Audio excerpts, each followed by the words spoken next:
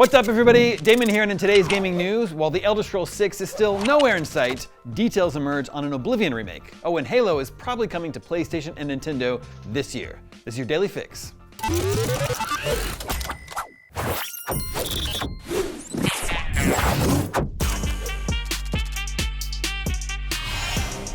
The Elder Scrolls 4 Oblivion Remake, reported to be in the works and set for release this year, has seen an alleged list of details leak online.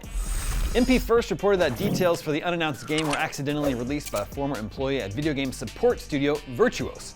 Microsoft declined to comment when contacted by IGN.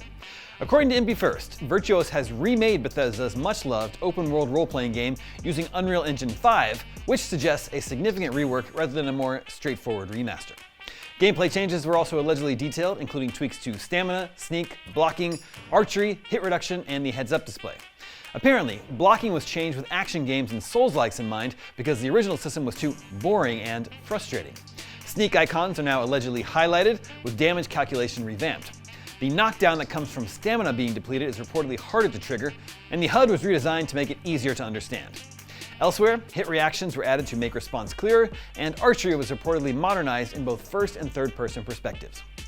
Word of an Oblivion remaster emerged in 2023 when documents published as part of the Federal Trade Commission versus Microsoft trial over the buyout of Activision Blizzard revealed a number of unannounced Bethesda games set for release in the years ahead. The list, put together in July 2020, ahead of Microsoft's March 2021 purchase of Bethesda parent company ZeniMax Media, also included Indiana Jones, Doom Year Zero, presumably Doom Dark Ages, a Fallout 3 remaster, and more. It's worth noting the Oblivion project was called a remaster in the Microsoft document. Perhaps the scope of the project changed and Bethesda went big on a remake. We'll find out when the company finally unveils what has become one of the worst kept secrets in gaming. Microsoft has an Xbox Developer Direct set for next week, where id Software will reveal more on Doom the Dark Ages. Microsoft has teased it will also reveal a brand new game from a mystery developer, but it doesn't sound like it will be Oblivion. Windows Central's Jez Corden has teased the game is a new entry in a legendary Japanese IP, which has decades of history and should make a lot of fans happy. Moving on, Microsoft is seemingly ready to launch its flagship Xbox Series Halo on rival platforms for the first time, meaning PlayStation and Nintendo Switch 2. Leaker Nate the Hate said in a podcast that Microsoft will finally bring Halo to PlayStation in the form of a PS5 port of Halo the Master Chief Collection, as well as a release on Switch 2. Windows Central's Jez Corden subsequently corroborated the report. Again, Microsoft declined to comment when contacted by IGN. While Microsoft's multi-platform video game strategy is well documented at this stage, Halo was seen as the final frontier. However, perhaps the famous first-person shooter's flight from Xbox shouldn't come as a surprise. Last year, Microsoft's gaming chief Phil Spencer said there were no red lines in its first-party lineup when it comes to going multi-platform, and that included Halo. Microsoft has so far used older games released over a year ago for its multi-platform push, as opposed to brand new games, but that will soon change with Indiana Jones and the Great Circle, which comes out on PS5 just a few months after it launched on Xbox and PC.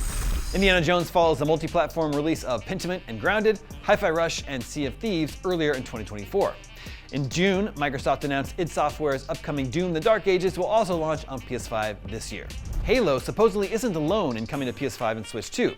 Nate the Hate reported that Microsoft Flight Simulator 2024 is also coming to those platforms. Windows Central additionally reported that Gears of War 1 Ultimate Edition, Hellblade 2, and Age of Mythology are coming to PS5 this year.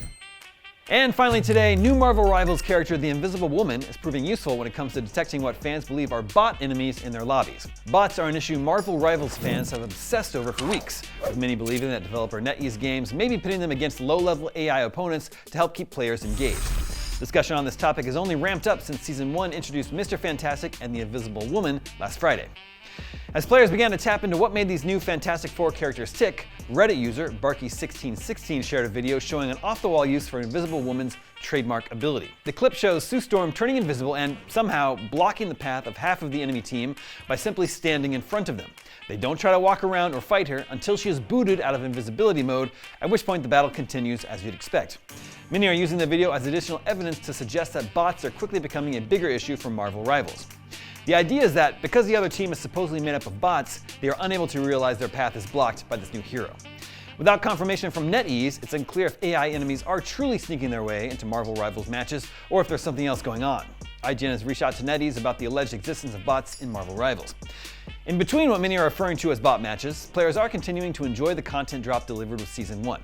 While this first wave of the season brought half the Fantastic Four as playable characters, the second half arrives with the Thing and the Human Torch. And that is your Daily Fix for Tuesday, January 14th. Now that you're caught up on the news, watch our review of Donkey Kong Country Returns HD. I'm Damon Hatfield, and for all your video game news, stay tuned to IGN.